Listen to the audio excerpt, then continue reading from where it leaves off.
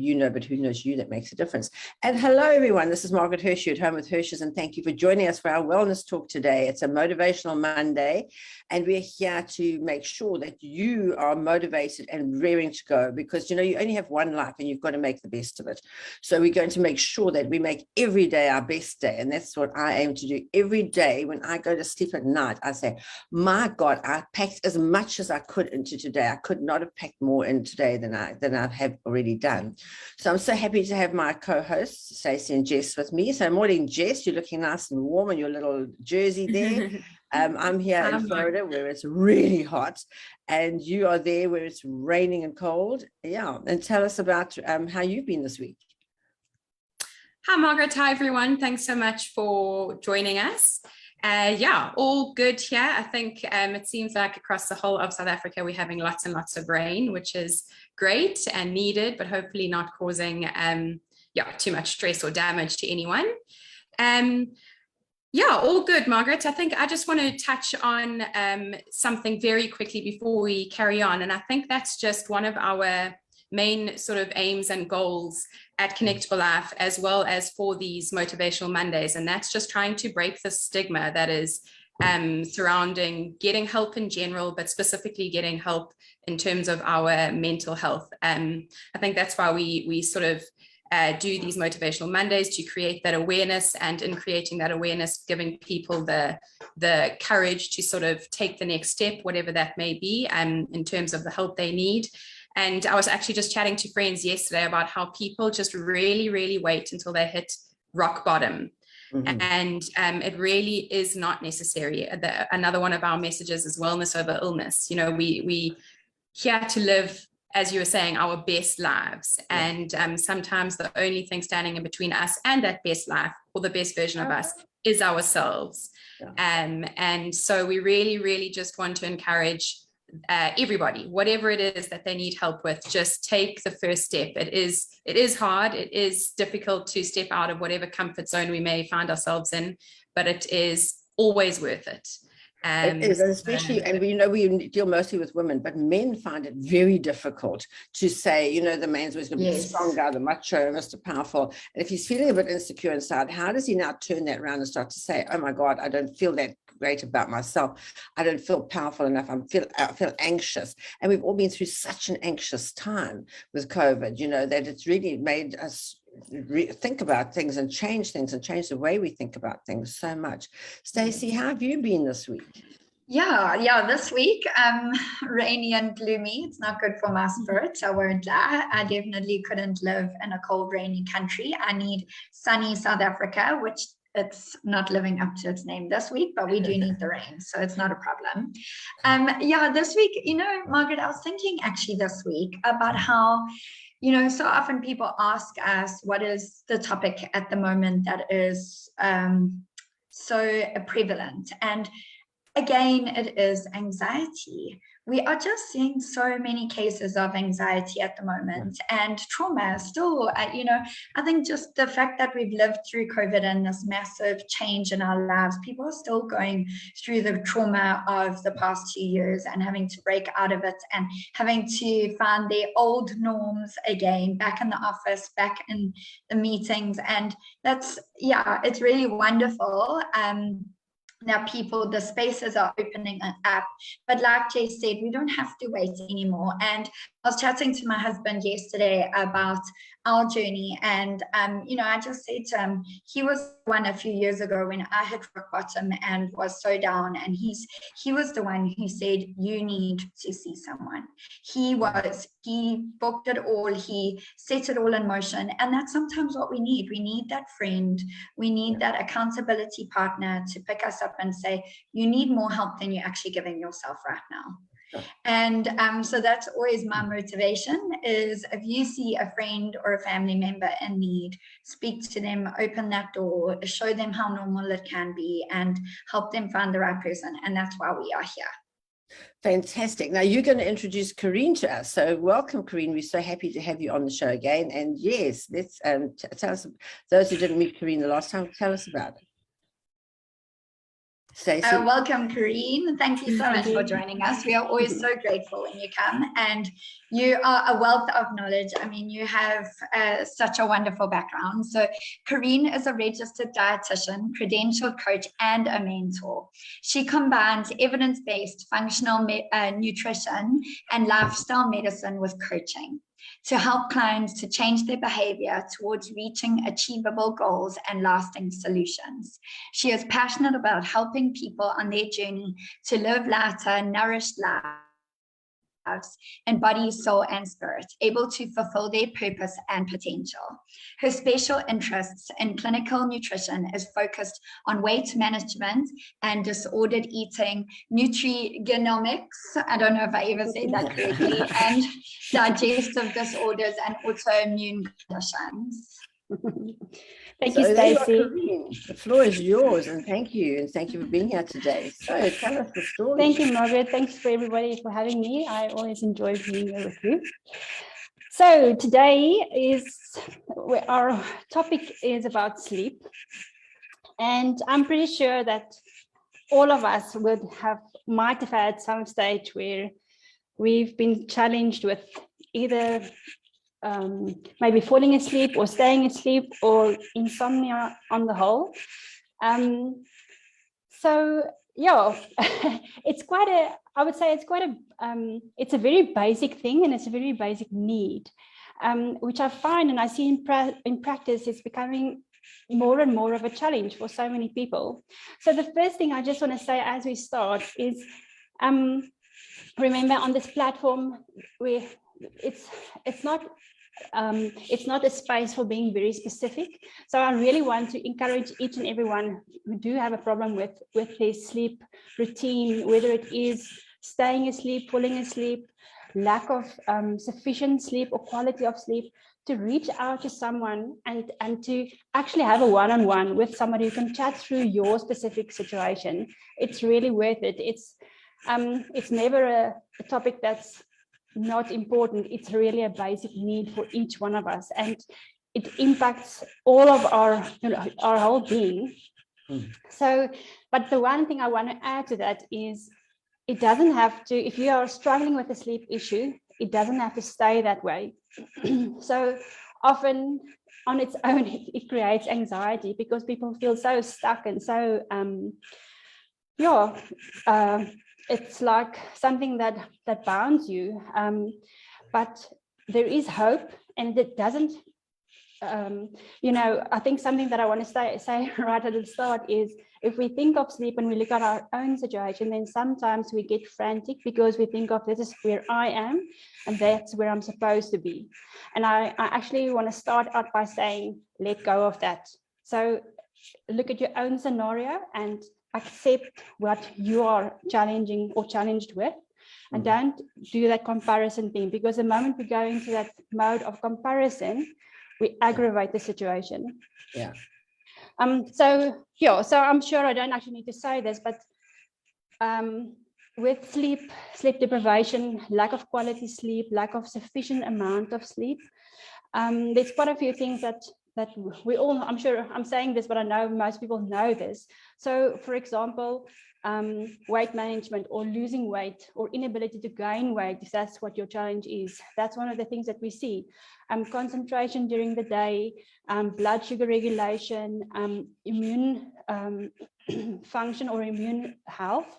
So if your immune system is dipping and you're not getting sufficient amount of sleep, then that may be, it may be two areas that's linked to one another. So sleep deprivation or insufficient sleep has various and many causes and results in our bodies, because remember, during our sleep time at night, that's when our body is supposed to restore the body cells, restore functions, do repairs, the list goes on. But I think something that I also want to mention is, very often, so whereas sleep impacts very many functions in our bodies,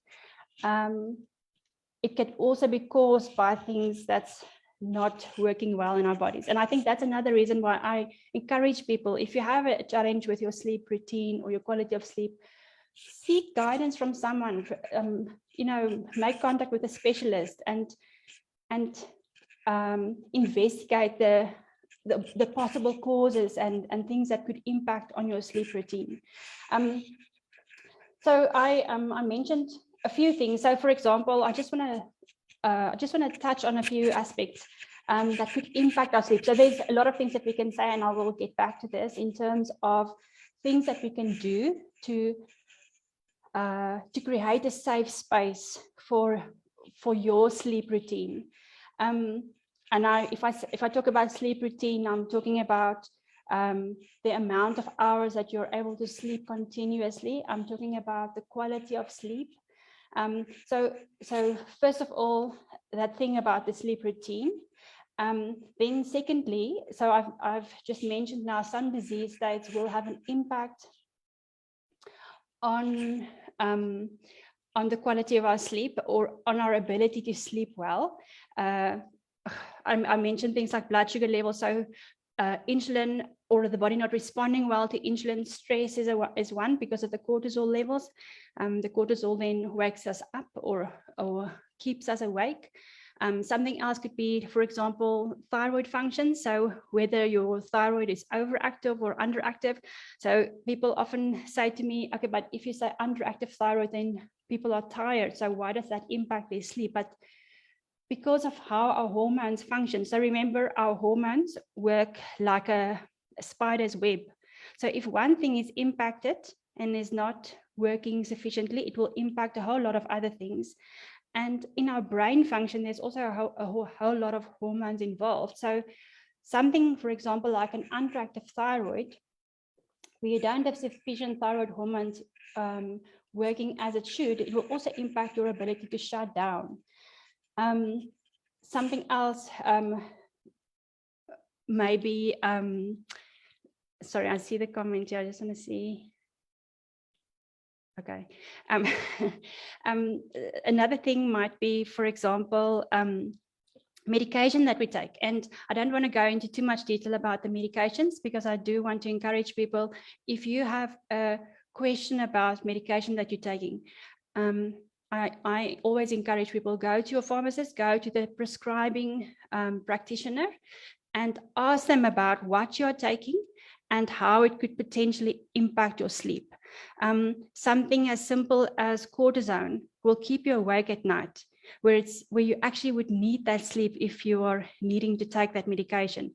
So it's always advisable to ask your pharmacist, ask your prescribing practitioner, what is this going to do to me? What's the side effects? Is there specific things that I must take into consideration when taking this? And then to work towards that. And in the same sense, I want to say the same goes for supplement use. Now, with supplements, it's not with the position that we hold is no longer that more is better. Sometimes more is actually sometimes less is better. So with regard to supplements, it's really important to understand why are you taking what you're taking? Because sometimes some of it, for example, if we think of B vitamins, if you're taking single B vitamin supplementation, one thing might throw off a whole cascade of other functions in your body. And in the end, it could impact a whole lot of things. And you could be thinking, what's wrong with me? Whereas maybe you're just taking the wrong combination of supplementation. And maybe on that topic, I just want to mention that something like a good nutrigenomic test, there is a great thing to consider because it tells you exactly what's going on from a DNA level and what you really need from an epigenetics angle to support aspects of how your body functions. And in the same sense, some DNA components would then also be one of the aspects that could cause someone to have a greater challenge with sleep routine or staying asleep, anything along those lines. So it's knowledge is what we need in terms of supporting ourselves better. The more that we know and understand about our own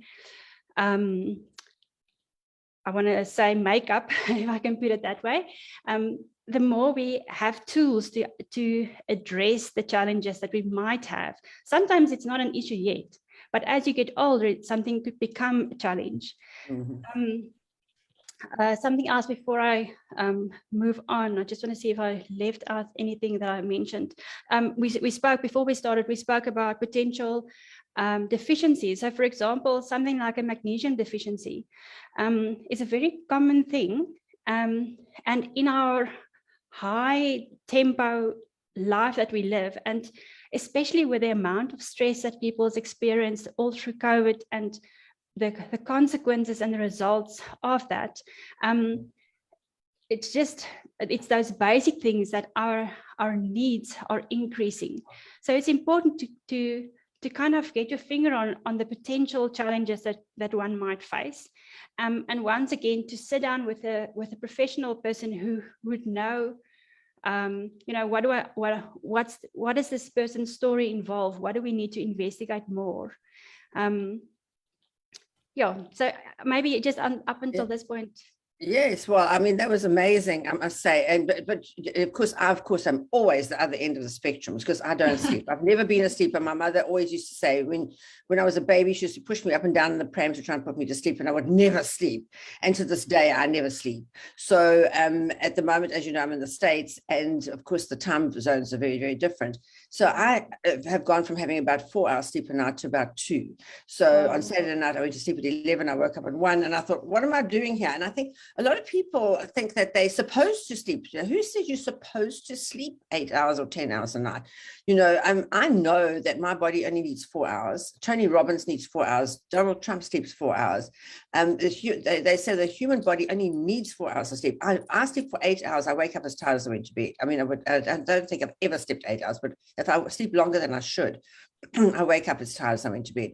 So I say to people, everybody's different. I mean, everybody eats differently. Everybody walks differently. Everybody does things differently. Why should we all sleep the same? So I need 4 hours. I can do with 2 if I have to. When I was doing my MBA, I used to have 2 hours sleep. And even now, 2 hours, I'm fine. I went to sleep at 11. I got up at 1. I was absolutely fine. I'm doing another degree now in digital marketing. I got up, I did 2 assignments in that time while everybody was asleep. And it's such a fantastic time to have because nobody interrupts you. You don't get phone calls. Everybody's sleeping. It does irritate my husband a lot because I do put the light on, but he's got used to it now, so he can sleep with the light on. And I just say, if you wake up, get up and do something. But then you've got to train yourself that if you feel tired in the middle of the day, I've never, ever slept in the day in my life, ever. People say, if you're going for an afternoon nap, I could never do that. I wouldn't even think about it. So I say to everybody, you are all different. And if you're different, be different, because that is you, and you've got to be your authentic you. I don't ever want to be the person who's lying in bed wishing I was asleep when my husband's snoring next to me. I will never be that person. I get up and I do something. And I think that if you do that and you train yourself to say, I'm going to do something, if you need to sleep, you'll go that, and you just work right through that whole day. And that night, boy, you'll sleep like a log. And every night when my head hits the pillow, I go to sleep straight away. As my head hits the pillow, because I'm tired, I go to sleep. That's fine. When I wake up, I get up. And I'm not the type of person, so let's talk about the type of person like Shane is, who hits the snooze button and the alarm goes off and he hits the snooze button. When my alarm goes off, I'm up like a shot. I'm straight in that shower as quick as grease lightning. But you get the people who just hit the snooze. I'll just snooze for a bit. I'll snooze for a bit. I'll snooze for a bit. And there's a motivational speaker who said that she actually changed her life by deciding not to hit the snooze button. That when that alarm went off, she got up, and that's what her big change was in her life. I've forgotten her name. She's a blonde girl, American girl, big glasses. So tell us about different people. Her name is Mel Robbins. Oh, thank you very much. You're right there, Mel Robbins. She always says that. And so to me, everybody's different. And who says you have to sleep? And you might say, but I'm tired. Well, if you were tired, you'd go to sleep. If you're not tired, get up and do something. That's my philosophy. What do you say to that, Queen? I know it's exactly the opposite of what you teach and everything, but what do you say to that? Because it works for me. Margaret, in one sense, I totally agree with you. So I have a huge thing about we have a norm set, and it's almost like a box we want people to fit in, and people don't fit into that box. And that's why I say it's important for each one of us to understand we are different. We are created uniquely. No two of us are exactly the same. Even identical twins won't be exactly the same. Yeah. And it's important to embrace where you are and the challenges that you face. Yeah. So first of all, that thing of, like in your case, where you are comfortable, you function well on little sleep. My dad is the same. He does indigenous forest research, and he works, there's so many nights where he sleeps 2 or 3 hours a night, and he's fine with that. He works well with that. And I think also something that I see quite a lot of is it seems to be a thing where people, as they get older, they become more comfortable with less sleep. Yeah. The question I have about that is it because of how our bodies work, and as we get older, we're able to adapt? Or is it that when we are younger, we are so stuck on, but this is how I'm supposed to do, this is how I'm supposed to be, this is how I'm supposed to. After you have kids and the kids keep you awake at night, you know, and I always used to say to my kids, I said, oh my God, the child woke up at 3 o'clock in the morning. Well, I was up, bring him to me. I would say, bring him to me. I'm quite happy to have him. I would play with him at 3 o'clock in the morning and say, no, he's got to get into a routine because he's got to sleep at this time so that I can sleep at this time. And I find a lot of new mothers come to me and say, oh my God, I would just do anything to have some sleep, you know. But is it because of our routine and what we used to, or do we really need it? I mean, a new mother is tired because, you know, she's running after the child, she's taking care of the child all the time. She feels she needs that sleep, and it's hard to sleep because the damn baby won't sleep when you want to sleep. So talk to us about new mothers who come home and now you have to get up to feed every 4 hours. 4 hours. Did anybody notice the 4 hours? And so she feels that she must go back and sleep another 4 hours, but she actually doesn't need to. Margaret, I think there's a mindfulness aspect that's involved there. So so a new mother is slightly different because very often moms are used to a set amount of sleep, and now the baby arrives and they have to breastfeed or they have to wake up in the night or whatever the situation might be, and then there's that interruption of sleep. So for many people, then it's something that's different. They're not used to it. They're used to something else, and then they have to adapt to a different regime or pattern of sleep, or maybe lack of sleep. So something I want to mention there is, I think it's important to ask the question, if there's a huge change in a sleep routine. So first I want to say, remember, Margaret, I want to use you as an example, who are managing very well with 4 hours of sleep, or even less, it sounds. I mean, that's not uncommon. And it's, you know, I want to say to the audience, if that's you, then embrace that and use the time well. Don't feel guilty or feel bad because you're not getting the amount of sleep that you're supposed to get. But on the other hand, so I am one of those people, I need a lot of sleep. and I have, or I would say not a lot, but I tend to be more tired than not. So over the years, I had to grow quite a lot in terms of how I work with my sleep routine, and you know, I would say my nutrition intake, my exercise regime, because I realize all of those things have an impact. But what I do want to say to people who need more sleep and potentially struggle with sleep, and maybe experience anxiety because of their sleep or lack thereof, I want to say, first of all, ask the question, why are you not sleeping well? Or why do you feel you're not getting a sufficient amount of sleep? Because if you can consider that question, I'm not saying you'll be able to answer the question, but if you can start considering that question, you might find that it opens up aspects of your lifestyle or things that's impacting on your health that you weren't previously aware of. And that's your starting point. So as you start asking the question, you might identify things that's worth investigating or considering in terms of maybe you need to change some habits, etc. And on the same thing, you mentioned Shane and the snooze button. I must say, I think if someone feels tired, then that is the one thing I would say start working on. So stop doing that snooze thing. When your alarm goes off, put it off and get up.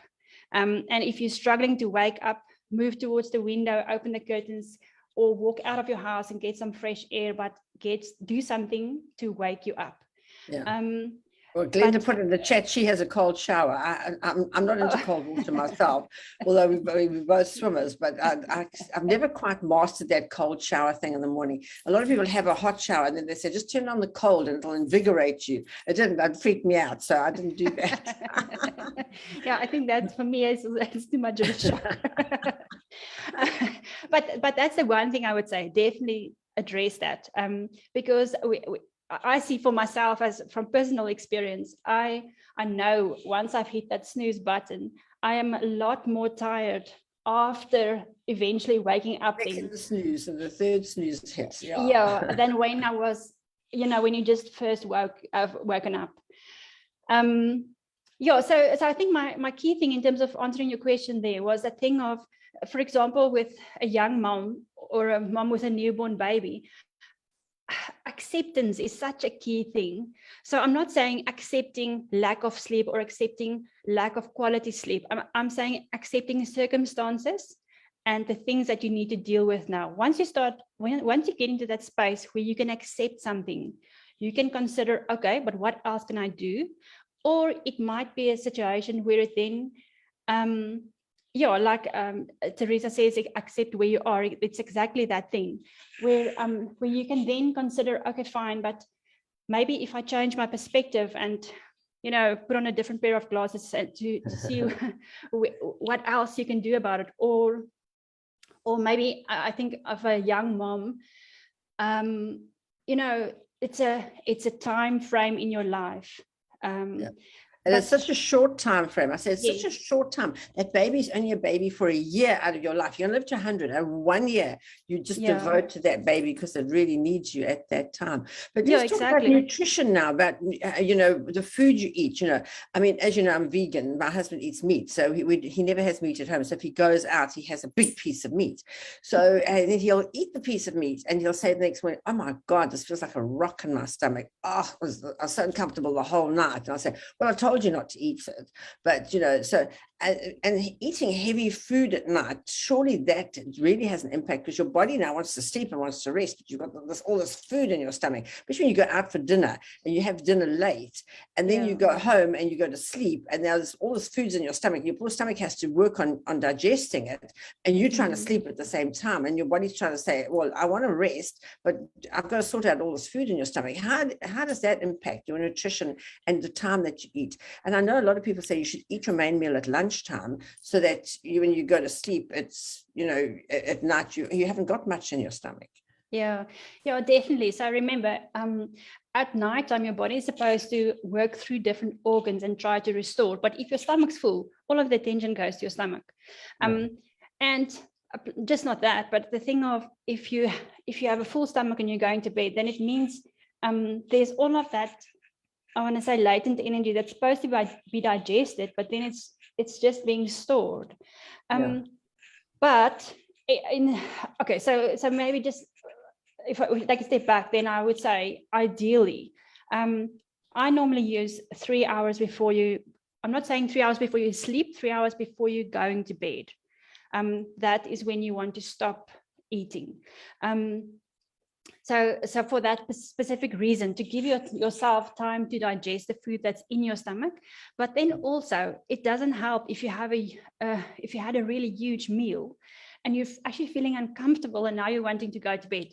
That's not going to aid your sleep. So I agree with you, a lighter meal in the evening. And I know with the men, that's always a bit of a challenge, especially for the husbands. I also have a meat eater husband. I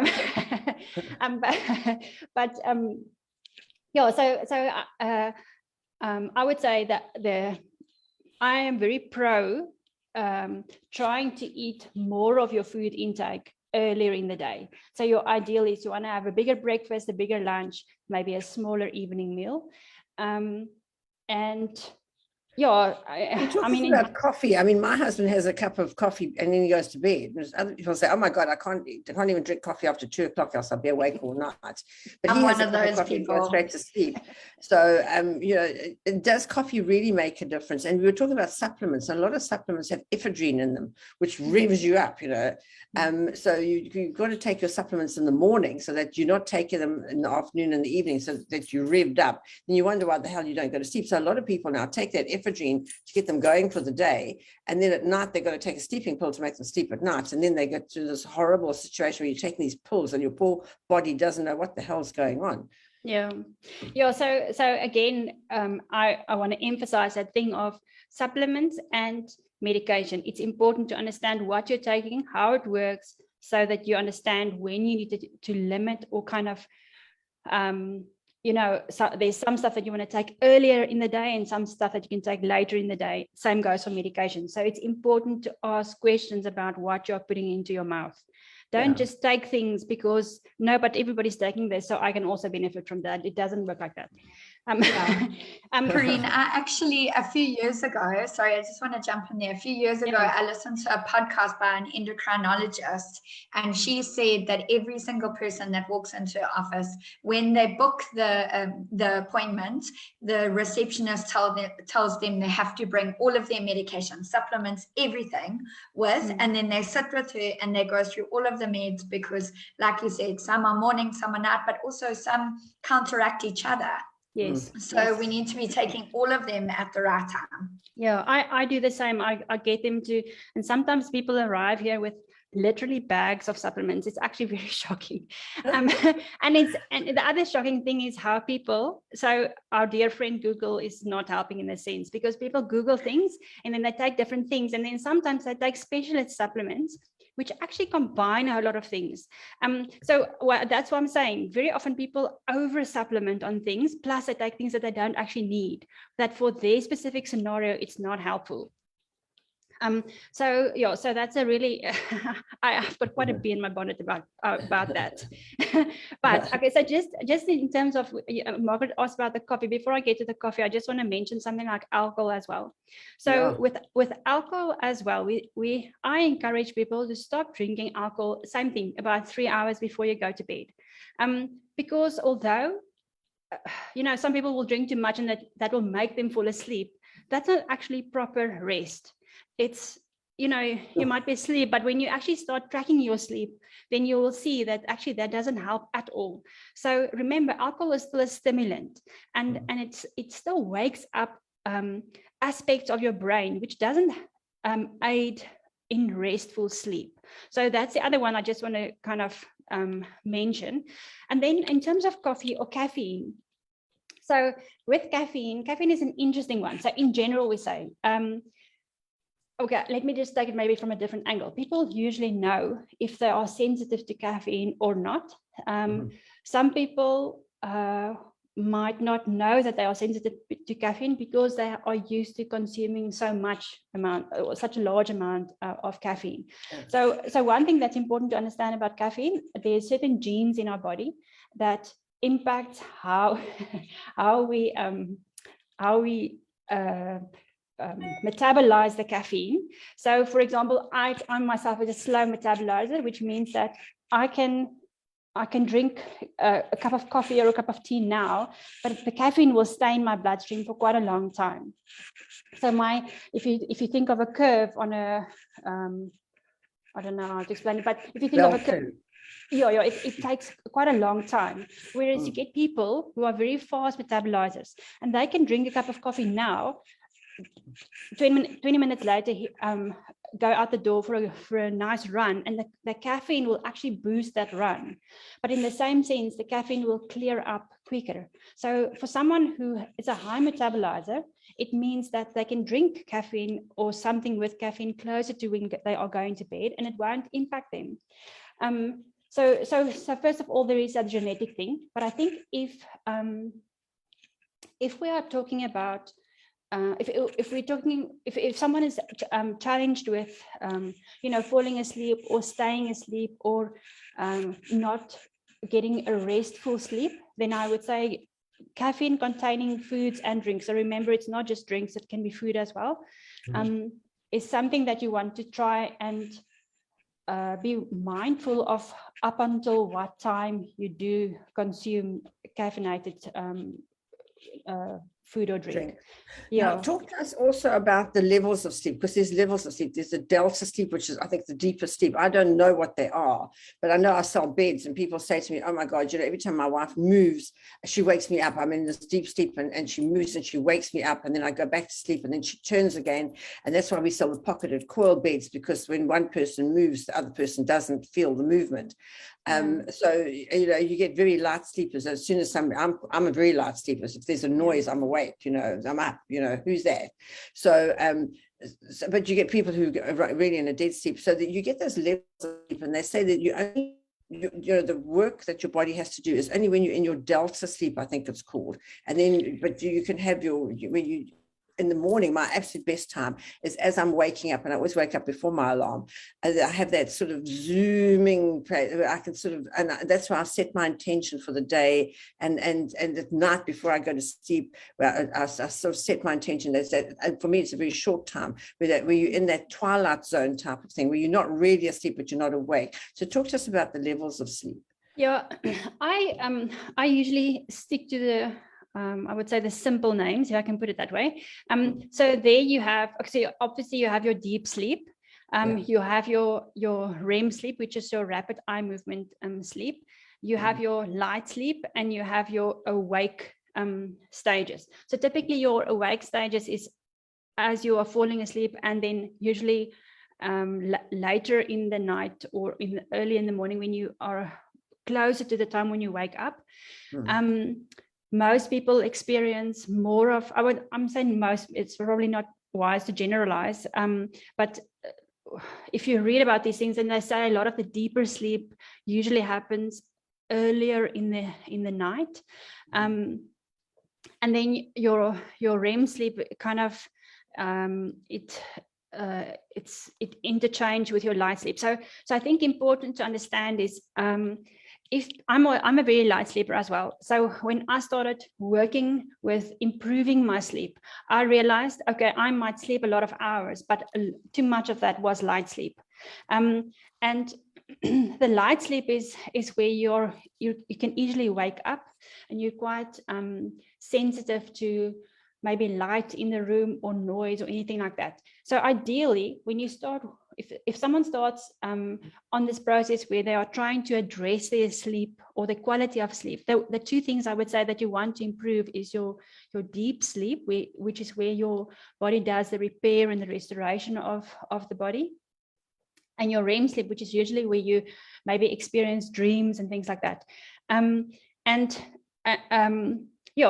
I think for those of us with smartwatches, it's a nice way to start tracking.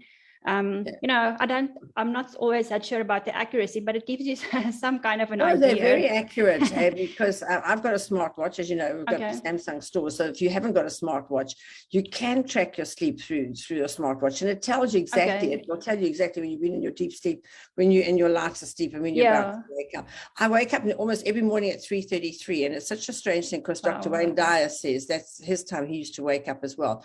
As I wake up, I look at my clock, and it says 3:33 almost every morning without fail, and apparently that's a real set time. And they say your deepest sleep is probably from about 2 till 4, but then I wake up at 3:33 most mornings, and I say, oh gosh, this is the morning, this is the day the Lord hath made, let me rejoice in it. And it's a wonderful feeling. That's my best time. And then I go straight into my meditation, which is also, and that's why I say to people, you've got to get up to meditate. So talk to us about the difference between sleeping and meditating, because some people say, I'm going to meditate, I'm going to lie in my bed. I can't, I have to get up, because if I lie in my bed, I probably would go back to sleep, but I get up and I sit and I meditate. And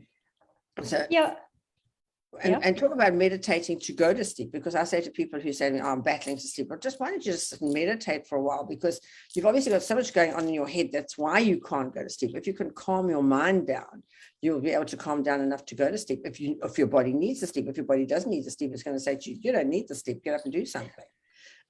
Yeah, definitely. So first of all, So remember, meditation is not sleeping. It's two separate things. It And calms just your mind enough so you can, if you want. yeah, but it definitely calms your mind enough so that you can. So I do encourage, if people struggle to fall asleep, or if they are challenged with their sleeping routine for whatever the reason might be, then meditation in whatever form is a very good way of addressing that. It clears your mind out, clears all the rubbish out. Yeah, and obviously there's different ways of doing that. But I think the important thing there is giving yourself permission to take that time to get quiet. Whether it is, if you're a spiritual person, whether it is maybe quieting with a Bible, or in prayer, or whatever the scenario might be, that's my go-to. But whatever the scenario might be, to get into that space where you get quiet. Now, something that I find, or that I think is quite important there is, I would say not sitting in your bed, but to maybe create a space.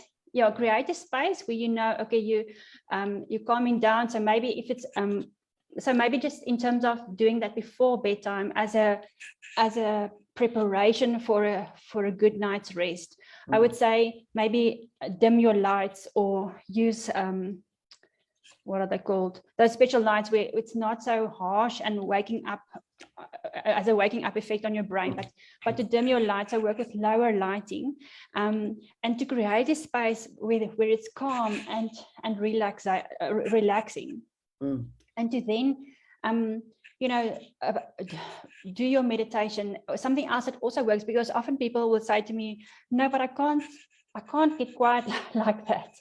And then my thing is, okay, or something that I find that works for a lot of people, not for everybody though, is, for example, to sit down with a journal and to write down what is it that's journaling. Yeah, that's occupying your mind. But the moment it's a thing of getting it out of you onto that piece of paper, or that book, or notebook, or whatever it is, but to apply that, because that's one way of kind of creating that calm space inside yourself. And another thing is, for example, so not necessarily part of meditation, but maybe still part of, I can't quiet down or something like that, is sometimes people have this challenge with stuff that keeps coming back in their mind. Is to take a sticky note, or have a little book by your bed, and write those things down. So even if you put one topic on if it's a small little notebook, to put one topic on a piece of paper, so that okay, you're going to go back to that tomorrow. But the moment you've put it on that piece of paper, that's where you leave it for the night.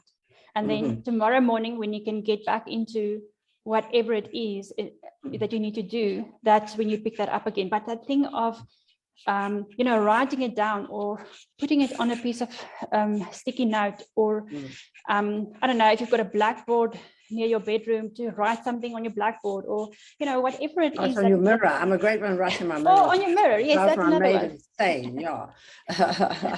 And I just want to say that there's a lot of us. I am not checking all the chats, but I've seen a few things about apps. So yes, that's very true. There is quite a few apps available to help people to calm down or to unwind. But something I want you to be mindful of there is, when you are using that app, it means that your cellular phone, or whatever you're using the app on, is close by. And ideally, not when you go to bed, but in that time of preparing for going to bed. You want to be able to put away all of your electronic equipment. So whether it's a laptop, or a tablet, or an iPad, or a phone of some sort, anything like that, you want to put that away. So if you're not able to have a space in your house where you can leave it, whether it's charging for the night, or whatever the scenario might be, if you can't do that, then at least put it, I always say, at least your body length, but actually I would say maybe close to 2 meters away from your head. That's where you want to leave that electronic equipment. And for that same reason, having a television in your bedroom is not it's not ideal, unfortunately. But that's, I just want to, so the apps, there's some really good apps available, but the challenge with that is it means that you're having your phone or your app, your tablet or something close to your head, which is not ideal. Yeah. I'm just laughing at all the comments here. There's an app called Sleepers. My partner puts it on sometimes. It's a lady with a super calming voice that reads to you. I find the story so boring that it puts me to sleep straight away. That's hilarious. I can't believe people all battle to sleep. I mean, to me, I just put my head down and it's gone. I know. So I'm the same now, as you, Margaret, in that I fall asleep so easily, but then I also wake up at about between 3 and 3:30. Yeah. Get up. But I would find that I would be so drowsy throughout the day. It was terrible. I was just so drowsy. I needed those last like 2 hours of sleep. So what I did is a few years ago, I had a DNA test. So onto you, Karine, I had a DNA test, and it told me that I had the gene DOA. I think I'm saying it correctly.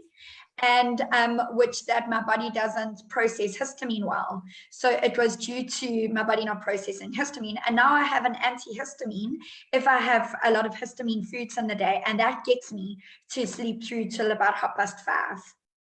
Okay, that's interesting. Yeah, so the histamine aspect is one thing. The challenge with that is sometimes the antihistamines put you to sleep because of the combination of the tablet. But when we start talking about the histamine, something else that we often use there's different ways of addressing, because sometimes it's about histamine, or very often it's about the histamine overload in your body. And then there's ways where we can address our I would say our nutritional intake to support how your body responds to the triggers of the histamine and everything in the cascade that follows. So the antihistamine is an option, but there are more, I would say, more natural applications to that as well. But it's an important thing that you mentioned, because things like allergies, food intolerances, keep you awake at night. Yeah, all of those things will have an impact. Something, for example, like if someone, and we pick this up in not just from biopsies or something like that, but also from genetic testing, we can see if people are or to what extent they respond to gluten, for example. And that's another one, how it impacts your gut. That will cascade back to your brain function and to all our other, I would say all aspects of our being. So it's you spoke about, sorry? So talk to us about nutrition, because you can't sit like a couch potato at your computer all day and then your TV all night and then go to bed and think you're going to go to sleep. Your body hasn't used up the energy it's got. You've got to get rid of that energy somehow. Yeah. So, I mean, I only like to exercise in the morning. I'm not a good exerciser in the afternoon or the evening. In the evening, it actually revs me up so that then I'm revved up, so then I don't want to go to sleep. So talk to us about exercise and how important it is to exercise to make sure that you go to sleep. Because obviously if you exercise, I see my little grandsons, they were playing in the waves and playing in the waves. I thought, these kids are really going to sleep tonight, so I think your body just does need some exercise in the day to make sure that you sleep in the night. Because if you don't do anything all day, you don't need to sleep all night. What do you think about that? So I definitely agree with that. So I was gonna what I wanted to say earlier was the fact that, or the thing of being balanced. So yes, having the right nutrition, watching your food intake, etc. But then also that thing of exercising and allowing yourself time to relax, where people take care of themselves. So just in terms of the exercise, something that is really important is so first of all, things like cardiovascular or aerobic exercises closer to bedtime will also keep you awake. So that's just something that I want to put out there, because very often we find people go to the gym after work. In the evening. Yeah. Or in the evening. It's up 8, 9 o'clock at night. I mean, how crazy is that? You want to be exercising at 9 o'clock at night. Yeah, and that keeps you awake then. So it prevents you from actually falling asleep in a healthy way. But exercise in general is a really, remember your body needs that movement. Part of that movement is like therapy for the body. It helps with blood circulation. It helps with oxygen. distribution through the body. And it's something that we all need in one form or another. So remember, again, we are all different. So different things work for different people. And just again, back to the nutrigenomics or the genetic testing, we see from that, not everybody needs to do like a long run or a long swim on a regular basis. Some people do well with just 7 minutes of nice high intensity interval training, or more relaxing. You know, we are all different. So just remember, that's a really important thing, to understand what do you need for the benefit of your body and how your body functions. But it's important to get some exercise in. And then, so I also, I prefer exercising in the morning. More because my day otherwise gets chaotic and then I find excuses, although I really enjoy my running. But I think it's important to understand that whatever it is that you do, it's important to do get some form of exercise in. Ideally, most of us benefit from 30 minutes of at least walking or something on most days. In terms of, so maybe just that on one side is a thing of, it's important for all of us to get some exercise in, whether it is aerobic or anaerobic, combination of, you know, like weights and more aerobic kind of things like running or cycling or swimming or whatever it is for you. I always encourage people, get into that routine where that's part of what keeps you going, and learn to love the process of increasing the amount of exercise that you do. On the other hand, something like stretch type exercises and good breathing exercises is very valuable in terms of unwinding in the evening. So whether it is that you just sit or maybe stand and do proper breathing exercises, and maybe not in a stuffy room, if you can, if the weather permits it, maybe outside where you still have a bit of fresh air, not in massive lighting, but, you know, just to get that fresh air in. But even just something simple as breathing exercises will make a big difference in the quality of your sleep. Yeah. And I just see somebody says, does Kindle interfere with one's sleep? Yes, it does, because that light is a bright light, and I don't know how it works, but it wakes you up. I know that, but my grandsons, I have to get them off their tablets, off their Kindles early on if I want them to go straight to sleep. And then Helene says her bladder wakes her up every 2 hours. The specialist said that's just the way her body works. Helene, that's just the way your body works. I've been with my daughter who can't pass the toilet. Oh, Mom, I'm just going in for a bit of a wee. And every time we went past, I mean, I can go the whole day without having a wee. She's like in and out all the time. I think we've got to realize that that's just how we are. But Jess, you've been very quiet now, so come in and tell us your thoughts on this. So you got 2 little children, so you don't have that much sleep. I mean, we have a little children that always wake you up early in the morning, which I always think is a good thing. Yeah, I've just been listening, Margaret. It's always been sleep in my household has always been non-existent. I've always been a terrible sleeper. I think it is in our genes, because I also did the genetic testing. So sleep is something that I have always struggled with, and but not to, 2 hours. I'm not okay after 2 hours. I need my sleep. And if I didn't have good quality sleep, I struggled. And something that's really been a game changer for me is magnesium, funnily enough.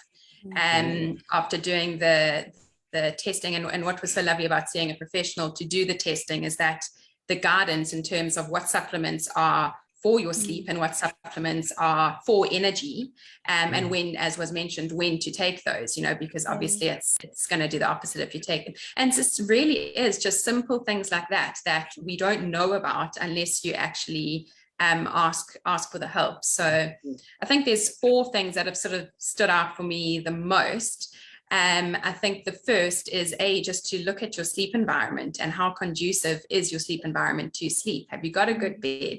Is it nice and dark? You haven't get one from Hirsch's today, because they really, I always say to people, you spend so much on your motor car, you spend so much on your clothes, and you spend rubbish on your bed, and you won't expect to have a good night's sleep. And my favorite saying that one of my guys came and he said to me, Margaret, I phoned him the next day, I said, how was your new bed last night? He said, Margaret, I felt like I was sleeping in a hotel. It was so fantastic. I slept so amazingly. So a good bed makes a huge, huge difference. And at Hirsch's, we have a selection of only the best beds. So I just want to put that little advertising slot in there. So carry on, Jess. Yeah, absolutely. A good bed, good pillows, good linen. Like, is it a place you want to be? Is it a place that, as Karine said, is it a safe space? Is it conducive to truly relaxing and falling asleep?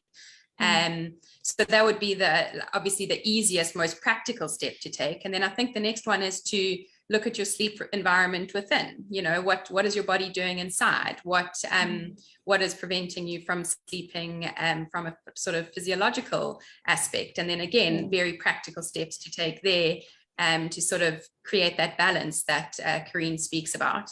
And then I think the third one is the sleep routine. And I think what a lot of us don't realize, we sort of think sleep routine 1 hour before bed, but we don't realize that our sleep routine begins when we wake up. And, you know, do you press that snooze button 4 times, or do you get up? And what do you eat for breakfast? What do you eat? What times do you eat it? When do you exercise? What exercise do you do? Sunlight, vitamin D, your circadian rhythm, all that sort of stuff. So the way you sleep at night has got everything to do with everything you do from the minute you wake up, not just the hour before going to sleep. And then I think the fourth thing, which can sort of be applied to all of that, which Karine has mentioned, which I think is fantastic, is just the mindfulness that comes with it. You know, as we implementing these changes, we can't do it all at once. But as you implement a change or make a change, just ask yourself, has it worked? Hasn't it worked? How do I feel? And to just be mindful throughout the process because sleep has been a real journey for me. And I have done those steps, and it's made a huge difference to the way I feel, because if I don't have sleep, I'm way more emotional, feel way more stressed, and just everything feels less within my control, which is not a nice feeling. So wow, well, you can't believe our time's nearly up. I mean, we've been going. Everybody said, how are you going to talk about sleep for an hour? Well, we did talk about sleep for an hour. So and with both sides of the table, I'm a non-sleeper. We have people who want to sleep. I don't want to sleep. I love when I don't sleep. I love waking up when everybody else is asleep, and I think, no, I can get things done. I can do this and I can do that. And so one of the girls here said, she says she's going to try the 4-hour sleep because she's got a lot on her plate and she wants to study while her son's sleeping. I did all my studying while everybody else was sleeping. That's how I got my MBA. I did it at night when everybody else was sleeping. I'm doing this degree now. I get up in the morning early. It's funny enough, when I did my MBA, I used to study from about midnight till 2 a.m. That was my study time. Now with this degree, I'm studying from about 3 till 5. So that's my study time, and I get so much done. It's just amazing. You do have more time in the day if you don't sleep. And I think you can train yourself to sleep less. You can't go from 8 hours to 4 hours straight away. Just get up 10 minutes earlier and go to sleep 10 minutes later, and just increase like that. That's my advice to people, and it'll give you so much more time in the day. But Stacey, tell us, who have we got talking next week? And remember, girls and boys, next week is Easter Monday, but we are going to be, we went, this whole system went right through Christmas, right through New Year, because this is something that is not dictated to by hours, and that this is something that everybody needs all the time. Your emotional well-being is the most important thing in your life, and it doesn't matter if there's, and holidays give you time to think about it. And we're hoping that a lot of people who haven't joined us will join us on Easter Monday. If they're at work normally on a Monday, that they'll join us, and then they can watch afterwards. They can watch the recordings. So who are we talking to next week, Stacey? Wait, you must unmute, Stace. Unmute. Yes, there we go.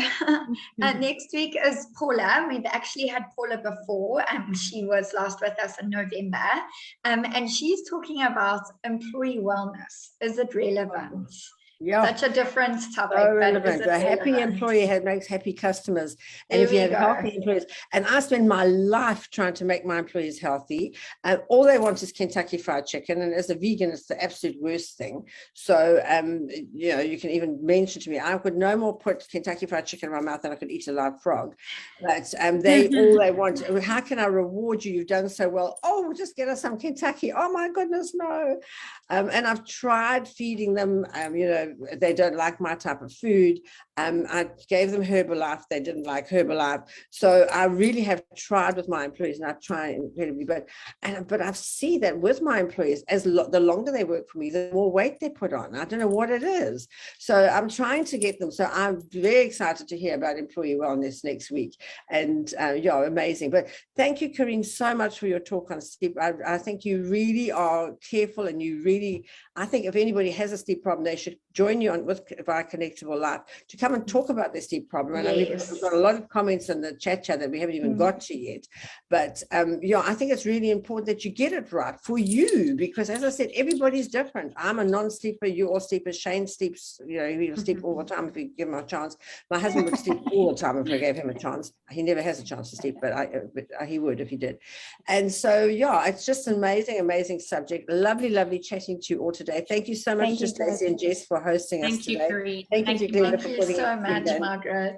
And Shane for doing all the doings, which I can't do. Thank you, Karine, so much. You were amazing. Thanks for having really, me. really wonderful. Thank you. And thank you to all our regulars who join us. And thank you to the new really guys who are. came in Thank to you, join us Karine. today. Thanks, and have a Thanks, wonderful guys. Have a great week. Everyone. Easter Monday. We'll be here. Thanks, Thank you. everyone. Thank you. Bye, everybody.